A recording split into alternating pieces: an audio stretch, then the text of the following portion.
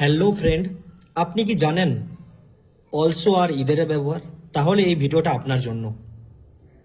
Also সবসময় use হয় positive সেন্টেন্সে, যে সেন্টেন্সে নট বা ডোন্ট থাকে না। যেরকম আপনার ফ্রেন্ড বলল আমার মা অসুস্থ, আপনি বললেন আমার পিসিও অসুস্থ। My mother is ill, my aunt is also ill. আমি চা পছন্দ করি, সেও চা পছন্দ করে। I like tea, she also likes tea. মনে রাখবেন অলসো সবসময় সাবজেক্টের পর ভার্বের আগে বসে,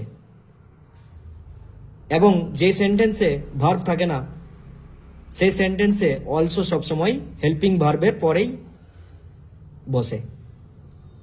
আর নেগেটিভ সেন্টেন্স সবসময় ইদেরের জন্য ইউজ হয়, যে সেন্টেন্সে নট বা ইজ নট থাকে। যেরকম আমি কফি পছন্দ করি না, আমিও কফি পছন্দ করি না। I don't like coffee, I don't like coffee either. আমার মা অসুস্থ নয়, আমার মাও অসুস্থ নয়। My mother is not ill, my mother is not ill either. সবসময় মনে রাখবেন যে ইদার সবসময় সেন্টেন্সের পরে বসে।